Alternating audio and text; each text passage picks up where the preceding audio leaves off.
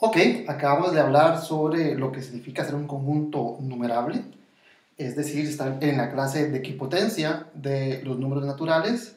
Dicho en otras palabras, es que los elementos de ese conjunto se pueden contar utilizando los números naturales. Existe una forma de llamar al primero, al segundo, al tercero, y todos los elementos de ese conjunto van a tener asignados alguna etiqueta de un número natural.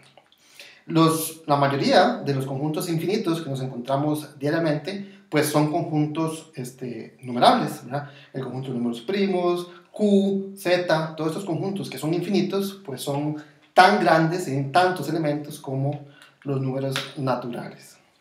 Vamos a ver dos ejemplos de conjuntos infinitos que realmente son más grandes que los números naturales, es decir, son conjuntos infinitos que no son numerables. Y para motivarnos, vamos a recordar el siguiente ejemplo. Nosotros vimos en tarea, de hecho, que si yo tengo un conjunto finito con n elementos, recordemos que esto lo que significa es que la clase de equipotencia de A es la misma clase de equipotencia del conjunto que contiene a n elementos, a los primeros n números naturales. Entonces, si A tiene n elementos, el conjunto potencia de A, el conjunto formado por todos los subconjuntos de elementos de A, tiene 2 a la n elementos, es decir, es realmente más grande que A. Entonces, el conjunto potencia de A siempre, en caso finito, es mucho más grande que A. Aquí, ¿verdad? Si ustedes observan una pequeña tabla cuando comparan a n y a 2 a la n, pues se ven que este número crece muy rápido comparado con n. Entonces, por ejemplo, cuando n vale 3, tenemos 8, ya es bastante grande, más grande. Si n vale 10, ven que el conjunto potencia tiene 1024 elementos. Entonces vean que una diferencia bastante grande entre n y 2 a la n. Si brincamos y tomamos, por ejemplo, n igual a 100, que es un número relativamente pequeño, y nos fijamos cuánto es 2 a la 100, pues 2 a la 100 es un número ridículamente gigantesco que no me cabe en este espacio que tengo acá. Entonces, el conjunto potencia es muy grande comparado al conjunto que da nacimiento. Entonces vamos a ver qué efecto el conjunto potencia de los números naturales es un conjunto que claramente es infinito, porque pues, tenemos todos los conjuntos, el 1 que contiene el 1, el conjunto que contiene el 2, el conjunto que contiene el 3. Entonces necesariamente va a ser un conjunto infinito que tiene al menos una cantidad numerable de elementos, pero vamos a ver que este conjunto es relativamente gigantesco comparado a n. Y vamos entonces a probar que este conjunto no es numerable. ¿Cómo lo vamos a probar? Vamos a probarlo por contradicción. Vamos a suponer que hay alguna forma de etiquetar todos los subconjuntos de números naturales utilizando los números naturales. Es decir, vamos a suponer que existe una función, llamémosla f, una función biyectiva entre n y el conjunto potencia de los números naturales. Entonces aquí lo que estoy diciendo, bueno, me falta decir lo que es biyectiva, ¿no? Es biyectiva.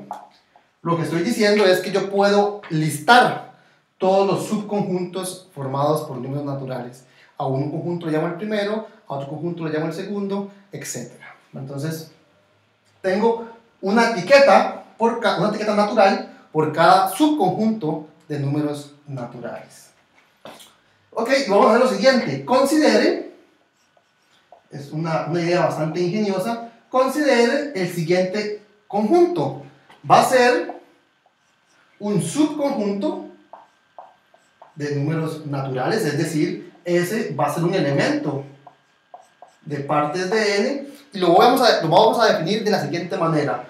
Vamos a ser todos los números n, los elementos de números naturales, tales que cuando yo me fijo en el conjunto etiquetado con el número n, me fijo si este elemento pertenece, no pertenece al conjunto que yo etiqueté con ese número. Entonces, de nuevo, yo lo que estoy haciendo es suponiendo que puedo etiquetar, entonces voy a tener a un conjunto f de 1, es un conjunto que tal vez le llamamos a 1, tengo una etiqueta asociada a otro conjunto que va a ser el segundo, y todos los conjuntos van a ser etiquetados por algún número natural. Entonces va a tener un conjunto al que yo le voy a llamar el conjunto número 5, otro conjunto se llama el conjunto número 100, etc.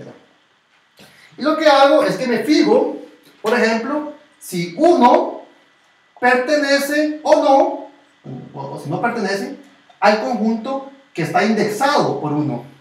Entonces, si el 1 no pertenece al conjunto indexado por 1, lo meto en ese. ¿Verdad? Entonces, así voy al 100, le pregunto, ¿usted está en el conjunto que yo llamé A sub 100? Si la respuesta es que es afirmativa, es decir, si 100 no pertenece a este conjunto, lo meto en la bolsa que estoy llamando S. Entonces, así voy con cada número natural, le pregunto, ¿ese número natural está o no en el conjunto indexado por n? Si la respuesta es no, lo meto. Y si la respuesta es sí, no lo meto. Entonces, definimos a S como este conjunto un tanto extraño.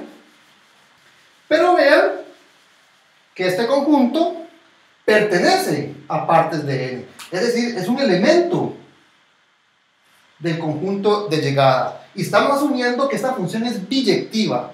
En particular, note que esta función debería ser sobreyectiva.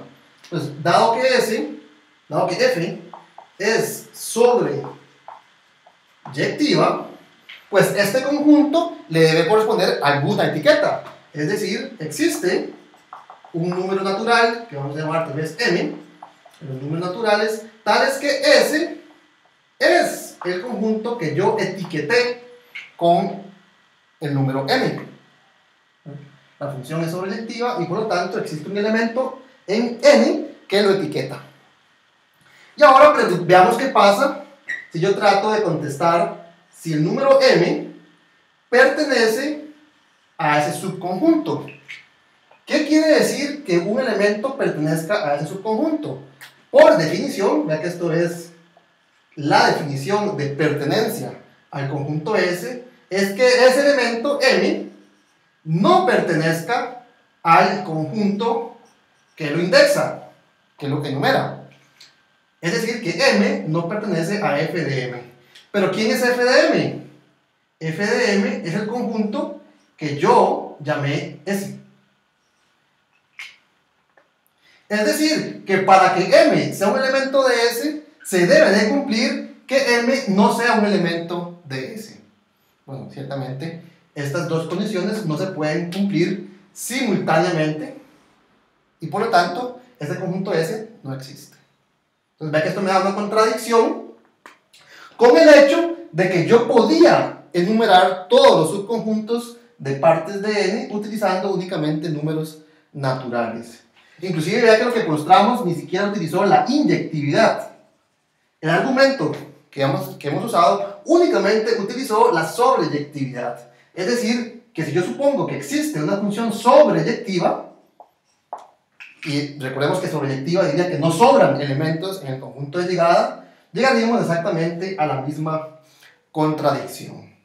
Entonces, el conjunto de clases de potencias de n es estrictamente más grande que la clase de equipotencia de n. Nosotros vimos que existe una forma de ordenar las clases de equipotencia, y en este caso probamos que esta clase es mucho más grande que esta. No existe ninguna función sobreyectiva de n en el conjunto potencia. Vean que lo mismo es cierto en el caso finito, ¿verdad? Pero en general, el conjunto de clases de potencia de un conjunto es mucho más grande que el conjunto del cual estamos tomando los elementos.